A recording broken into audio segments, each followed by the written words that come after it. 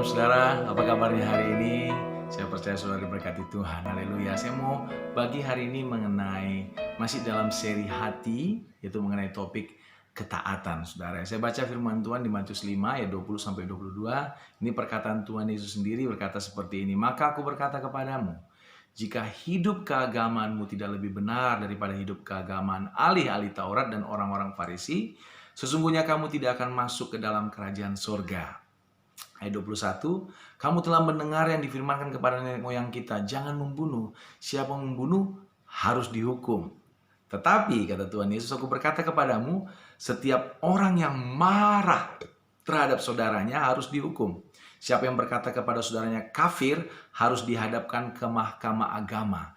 Dan siapa yang berkata jahil harus diserahkan ke dalam neraka yang menyala-nyala. Wow, kita nggak perlu membunuh untuk kita bersalah, saudara. Kita hanya marah atau mungkin menghakimi saudara kita bilang kafir atau menghina mereka bilang jahil. Kita itu bisa in danger, bisa diserahkan ke dalam neraka yang menyala-nyala. Kenapa Tuhan Yesus ngomong seperti ini? Tuhan Yesus membandingkan dengan yang tadi ayat 20 itu. Bahwa kehidupan keagamaan kita harus lebih benar daripada keagamaan dari orang-orang Farisi dan ahli-ahli Taurat. Kenapa saudara? Alkitab di Matius 23 dan tempat lain berkata bahwa Tuhan Yesus mengutuki orang Farisi dan ahli Taurat karena mereka mengajarkannya, mereka tahu, tapi mereka tidak melakukannya sungguh-sungguh, bahkan mereka hanya untuk dilihat orang, saudara ya. Jadi perbuatan keagamaannya itu hanya sekedar kayak show off gitu. Dan bahwasanya itu bukan keluar dari hati yang mengasihi Tuhan atau menghormati Tuhan gitu. Nah, saya mau ingatkan kita kembali mengenai kitab Ulangan 28. Ini satu pasal bicara mengenai berkat dan kutuk.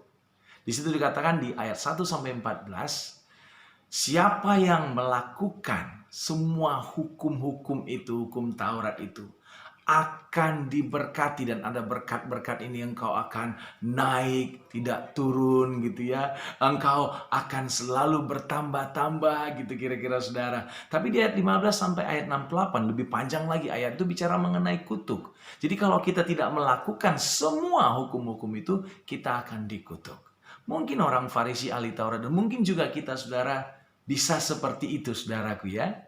Bahwasanya kita melakukan perintah-perintah Tuhan, hukum-hukum itu. Apa yang Tuhan katakan dalam Alkitab. Untuk apa?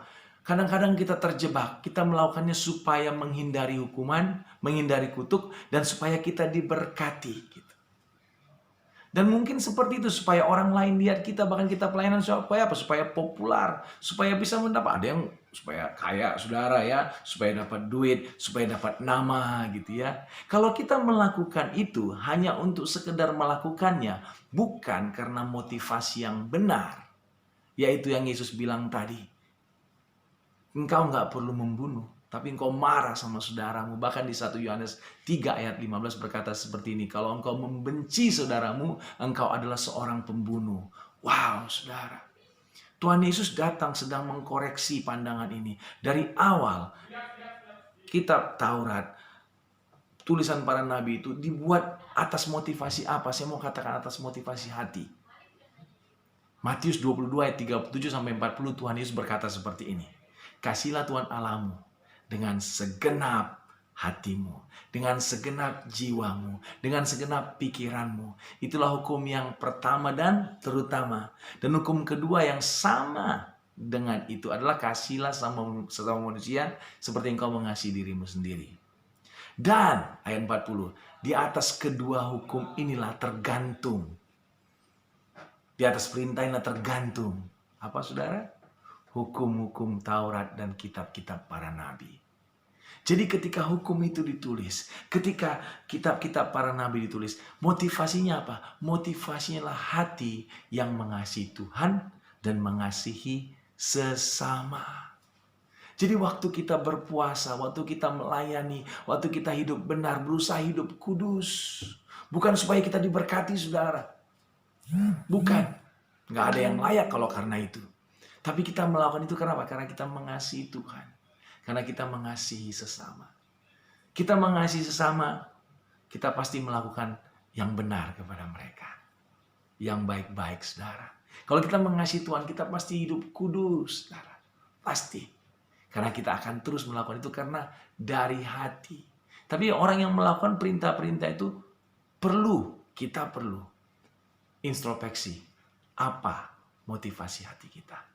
Mari, hari-hari ini kita taat kepada firman Tuhan, taat kepada perintah Tuhan. Bukan karena kita supaya diberkati atau menghindari kutuk, saudara. Firman Tuhan pasti terjadi kalau kita melakukan itu. Tapi motivasinya apa? Motivasinya adalah dari hati. Yaitu karena mengasihi Tuhan, mengasihi sesama. Haleluya. Be safe, saudara, dan ingat selalu bahwa Tuhan itu baik dan kasih setianya untuk selama-lamanya. Haleluya. Amin.